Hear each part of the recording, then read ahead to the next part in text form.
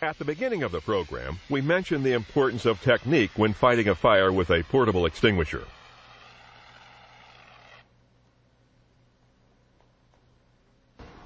Since Class B fires present the greatest danger to persons in the maritime industries, we will concentrate our attention on Class B extinguishers in our discussion on technique. Basically, there are two types of Class B dry chemical extinguishers: the stored pressure extinguisher and the cartridge type extinguisher. Each has special characteristics. With stored pressure extinguishers, the expellent gas and extinguishing agent are stored in a single chamber. The extinguisher is activated by removing the pin and operating the hand lever.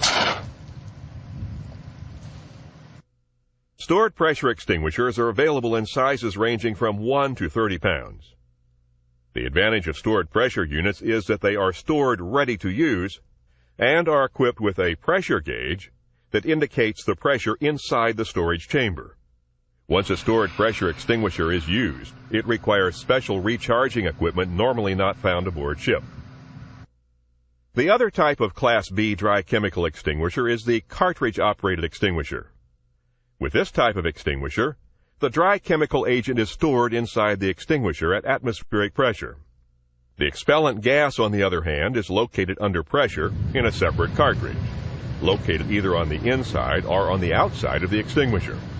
To activate this type of unit, remove the ring pin from the propellant cartridge guard and remove the hose from between the puncture lever and the extinguisher shell. Firmly grasp the nozzle to secure it during pressurization, but do not depress the lever. Don't lean over the unit when charging it. Although rare, the cap or container, if improperly maintained, could fail and cause injury. The extinguisher is activated by releasing the expellent gas into the extinguisher with a quick hard rap to the propellant puncture lever. Finally, test the unit. The discharge is controlled by a valve located at the end of the discharge hose. Regardless of the charging requirement, an extinguisher should never be activated unless you are going to fight a fire. Once the seal is broken, the propellant or agent inside will leak out. To fight fires using a dry chemical extinguisher, approach the fire from the upwind side of the fire if at all possible. Proceed to within 10 to 12 feet of the near edge of the fire. Aim the dry chemical stream slightly ahead of the near edge of the fire using a rapid side-to-side sweeping motion. Each sweep of the chemical stream must be slightly wider than the spill. Advance slowly, working the fire to the back edge of the spill, being careful not to overrun the effective range of your extinguisher.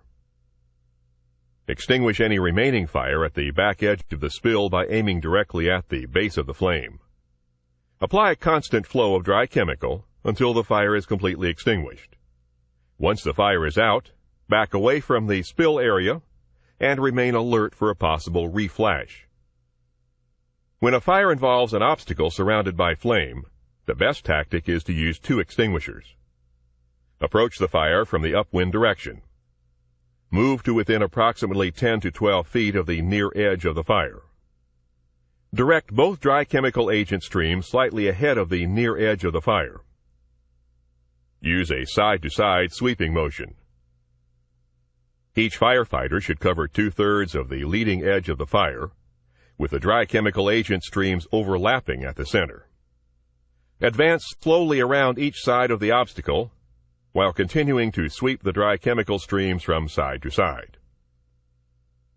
Move far enough around the obstacle to apply dry chemical agent on the far side, being careful not to position yourself directly across from the other firefighter.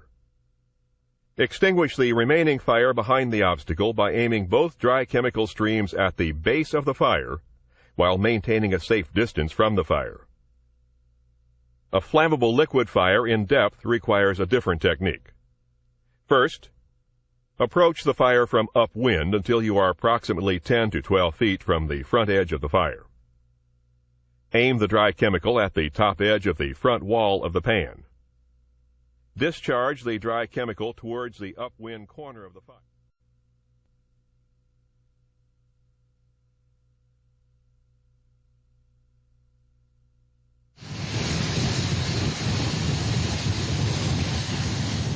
Water is the most commonly used firefighting agent.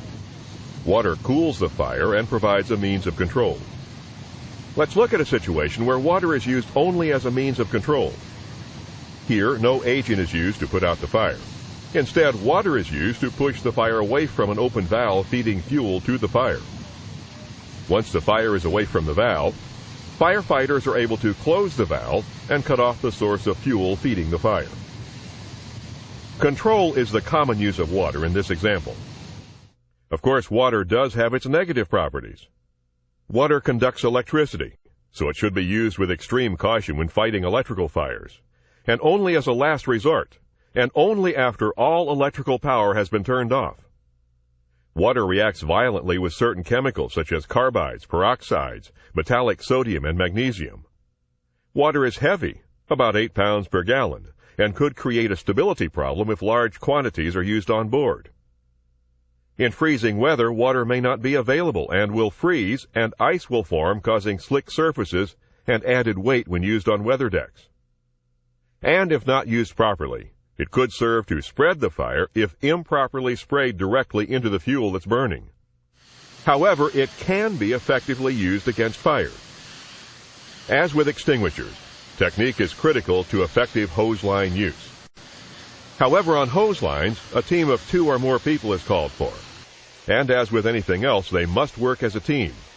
That means preparation, cooperation, and communication. It also means having one person who serves as a leader to direct the hose line team. When using a 1.5-inch hose line, team members stand on the same side of the hose. Each person is 1 arm's length from the other. When picking up the hose, put one hand on the shoulder of the person in front of you to achieve this distance. A step at a time in unison. One person, usually the person on the nozzle, shouts out the commands to move the team. Advance. The team advances in the direction that the nozzle is pointed, usually toward the fire.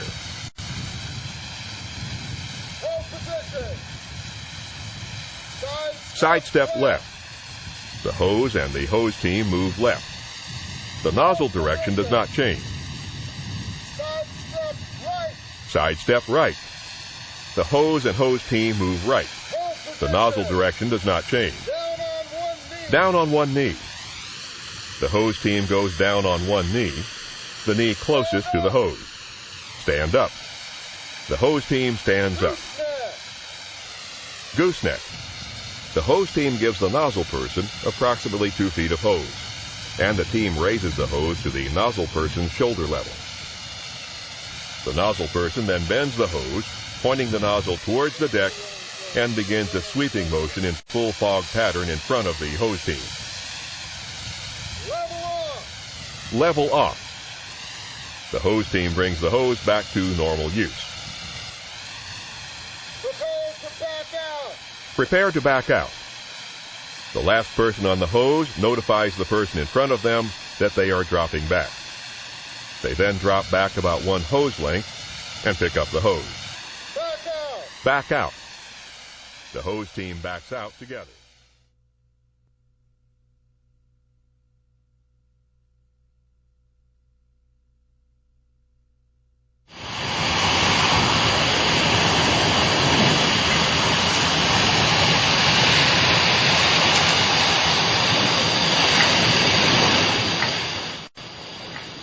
Foam is a very effective firefighting agent. Foam is designed to be used primarily on Class B fires, those involving flammable and combustible liquids. As previously mentioned, when these types of fires occur, it's actually the vapors above the fuel that are burning. Foam forms a barrier between the fuel and the air and suppresses vapor production.